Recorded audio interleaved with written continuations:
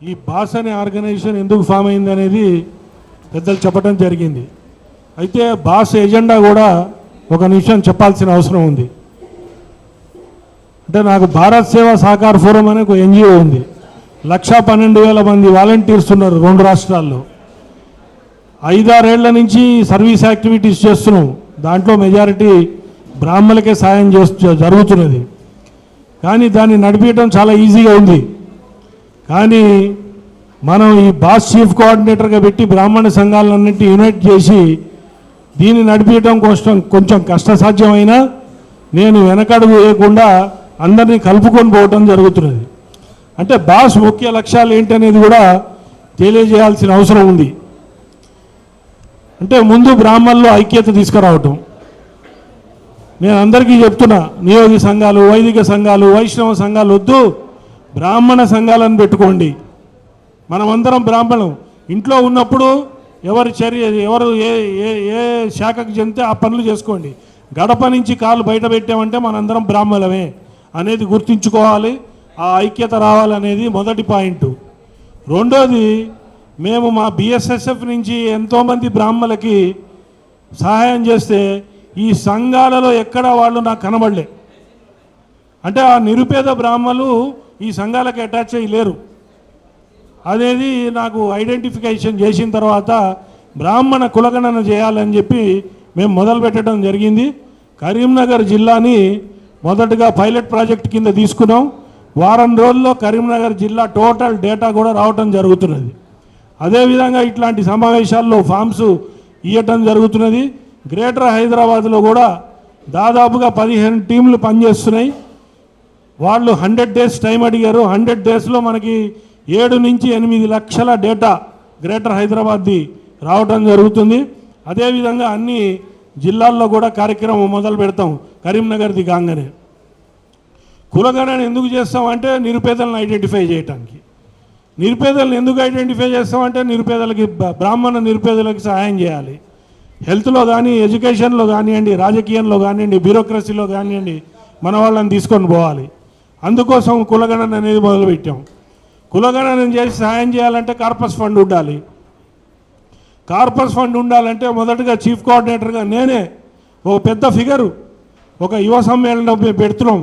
ఆ యువ సమ్మేళనంలో అందరినీ పెద్దల్ని పిలిచి నేనే నా వంతుగా 7 డిజిట్స్ ఉండే ఒక ఫిగర్ని నేను అనౌన్స్ చేస్తాను. నేను ఆ రోజు తర్వాత చాలామంది బ్రాహ్మణులు, వ్యాపారస్తులు ఉన్నారు, పెద్దవాళ్ళు ఉన్నారు, వారందరి సాయం కూడా తీసుకొని ఒక కార్పస్ ఫండ్ పెట్టి దానికి కాపలాదారుగా కొంతమంది పెద్దల్ని పెట్టి బ్రాహ్మణ నిరుపేదలకి సహాయం చేయాలనేది నా కోరిక.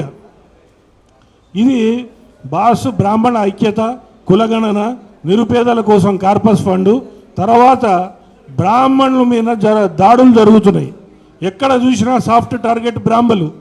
ఎవడు నోటికొచ్చి తిట్టాలన్నా బ్రాహ్మణులు, హిందుత్వాన్ని తిట్టాలన్నా బ్రాహ్మణులు, బ్రాహ్మణుల్ని కొట్టేస్తే హిందుత్వాన్ని కొట్టాలనేది వాళ్ళ ప్రయత్నం.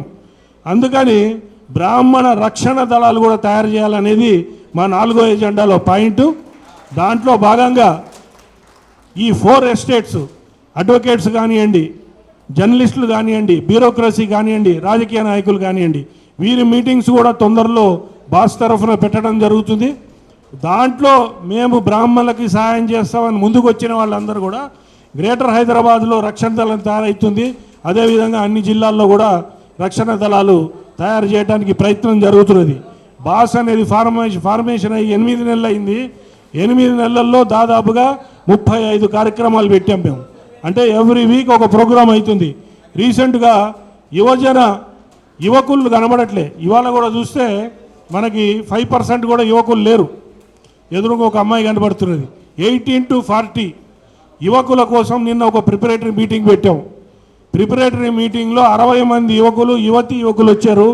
మోస్ట్లీ అమ్మాయిలు ఎక్కువ వచ్చారు.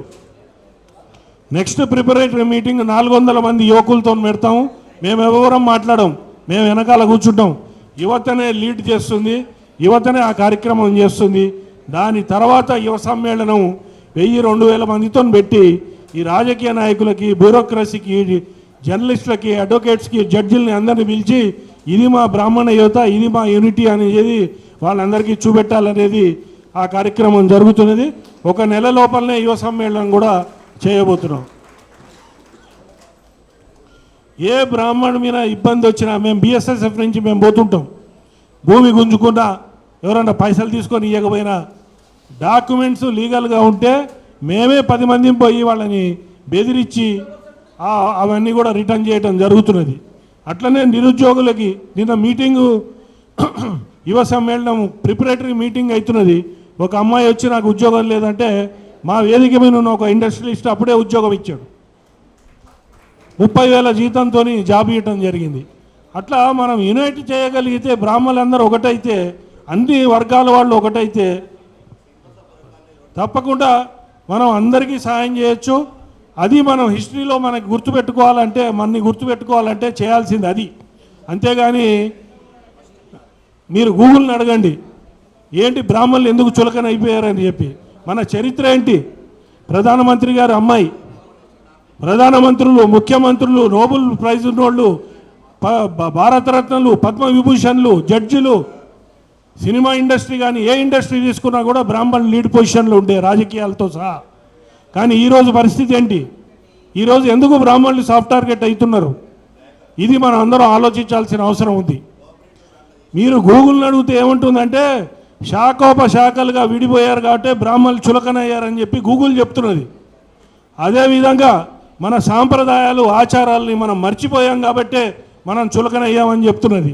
అందుకని వీటిని రివైవ్ చేయడానికి, బ్రాహ్మణ్యానికి పునర్వైభవం తీసుకురావడానికే ఈ బాస్ అనే ఆర్గనైజేషన్ ఫామ్ అయింది.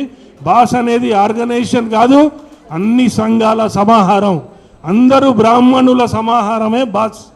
దీనికి ఏం సంఘం లేదు, దీనికి ఒక నాయకుడు ఉండడు, అందరూ కూడా కోఆర్డినేటర్స్గానే ఉంటారు.